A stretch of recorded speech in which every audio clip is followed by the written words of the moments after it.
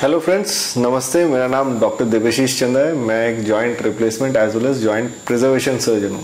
आज हम प्रिजर्वेशन के रिलेटेड एक बात करने वाले हैं, joint injuries around the shoulder. आज का जो ये टॉपिक है वो मैं यंग पेशेंट्स के बारे में बताना चाहता हूँ, वो है शोल्डर डिसलोकेशंस का। दोस्तों, शोल्डर डिसलोकेशन एक बहुत ही प्रॉब्लमेटिक सिचुएशन है। शोल्डर डिसलोकेशन का मतलब मैं समझाता हूँ कि कंधे का जो बॉल एंड सॉकेट जॉइंट है अपनी जगह से डिसलोकेट आउट कर जाए। बहुत सारे ऐसे पेशेंट्स हैं जिनका शोल्डर डिसलोकेट कर जाता है और वो इसके बारे में बात नहीं करना चाहते या डरते हैं डॉक्टर को दिखाने से भी। ये टॉपिक मैंने जानबूझ के चूज़ किया है। मुझे लगता है कि ये प्रिजर्वेशन से रिलेटेड टॉपिक है, जिसमें कि हम जॉइंट को कैसे बचा सकते हैं और शोल्डर डिसलोकेशन के लॉन्ग टर्म रिपरकेशंस क्या है वो भी मैं बताऊंगा इस वीडियो में। बहुत सारे लोगों का शोल्डर डिसलोकेट होता है, जैसे कुछ स्पोर्टिंग एक्टिविटीज़, जैसे क्रिकेट में बॉल थ्रो करते वक्त बॉलिंग करने वालों को, बॉलर्स को गिर के चोट लगने वाले, कॉन्टैक्ट स्पोर्ट्स खेलने वाले, वॉलीबॉल बास्केटबॉल खेलने वाले लोगों को, या किसी जिम रिलेटेड इंजरीज में शोल्डर डिसलोकेट हो सकता है, या कुश्ती खेलने वाले पहलवानों का हो सकता है शोल्डर डिसलोकेशन। और शोल्डर डिसलोकेशन स्विमिंग के में भी मिलता है। शोल्डर डिसलोकेशन का जो एज ग्रुप है, यूजुअली ये यंग एज ग्रुप में ज़्यादा मिलता है, 15 से 45 साल, 15 to 45 ईयर्स की एज पे। बट शोल्डर डिसलोकेशन किसी भी एज में देखा जा सकता है आफ्टर इंजरी। एल्डरली ग्रुप में अगर फर्स्ट टाइम डिसलोकेशन है, यूजुअली वो रेस्ट और इमोबिलाइजेशन से सेट हो जाता है और धीरे धीरे एक्सरसाइज करके वो जॉइंट खुल भी जाता है। बट एल्डरली पेशेंट्स को हम यंग पेशेंट्स के साथ कंपेयर नहीं कर सकते, क्योंकि यंग पेशेंट्स में शोल्डर डिसलोकेशन बहुत सिग्निफिकेंट ट्रॉमा से होता है। मतलब इंजरी का अमाउंट जो है वो ज़्यादा होगा और बॉल एंड सॉकेट से छिटक के बाहर आने के लिए बहुत सारे मसल्स, लिगामेंट्स को टीयर करके बॉल जो है बाहर आती है। नाउ ये एक मिसनोमर है कि शोल्डर डिसलोकेशन जो है एक बार होता है तो हम अगर उसे इमोबिलाइज करके रख दे तो कम्प्लीटली ठीक हो जाता है। देखिए, हाँ ये होता है, मगर एल्डरली लोगों में, जैसे 40-50 साल के बाद जब जॉइंट स्टिफ हो जाते हैं, 45-50 के बाद 60s में अगर फ्रैक्चर या डिसलोकेशन हुआ है तो रिलोकेट कर देने से वो चीज़ हो सकता है कि आगे फ्रोजन शोल्डर डेवलप होकर ज़्यादा स्टिफ हो जाए। बट यंग पेशेंट्स में ऐसा नहीं होता है। यंग पेशेंट में मस्कुलर इंजरी रिकरेंट बन जाती है। सो रिकरेंट डिसलोकेशन शोल्डर मतलब कि बार बार होने को हम कब बार बार होना कहते हैं, मैं एकदम समझा देता हूँ। फर्स्ट डिसलोकेशन को हम सिर्फ सिंगल डिसलोकेशन कहते हैं। उसके बाद अगर आपका शोल्डर सेकेंड टाइम किसी भी टाइम पे डिसलोकेट हुआ है, किसी भी इंजरी से हुआ है, तो उसे हम रिकरेंट शोल्डर डिसलोकेशन बोलते हैं। नॉर्मली क्या होता है, शोल्डर डिसलोकेशन होता नहीं है क्योंकि बहुत टाइट मसल का एक रोटेटर कफ, लैब्रम का एक कवरिंग होती है जो कि उसको रोक के रखती है। किसी कारणवश अगर वो चीज़ टूट गई और बाहर निकल गया तो एक ट्रैक बन जाता है जिस ट्रैक से वो बार बार डिसलोकेट होकर निकल रहा हो। नाउ ये ट्रैक बंद करना बहुत ज़रूरी है।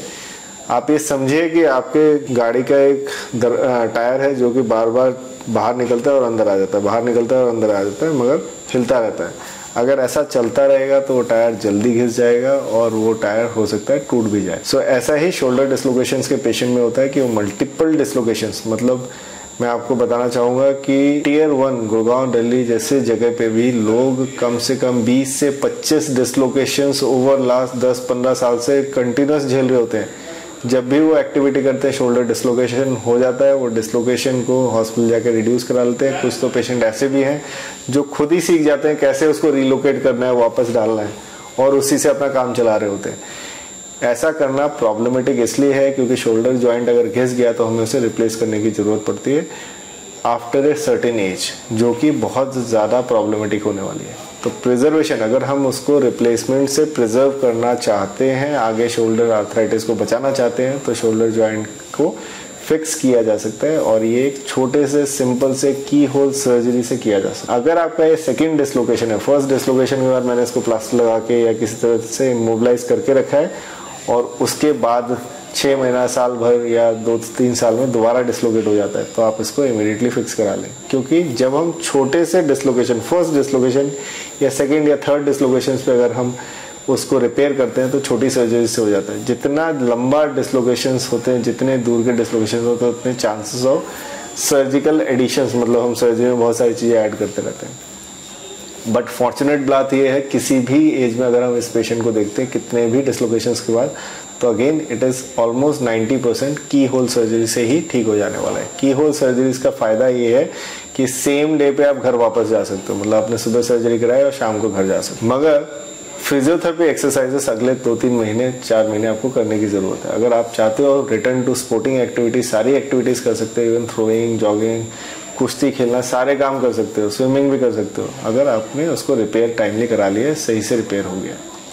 शोल्डर डिसलोकेशन या रिकरेंट शोल्डर डिसलोकेशंस का रीडिसलोकेशन होने के चांसेस बहुत ही कम होते हैं आज के दिन पे, क्योंकि सर्जिकल प्रिसीशन बहुत अच्छा हो गया। पहले के टाइम पे क्या होता था कि पेशेंट्स को पता नहीं होता था, सर्जिकल स्किल्स भी इतनी अच्छी नहीं थी, ओपन सर्जरीज हम लोग करते थे।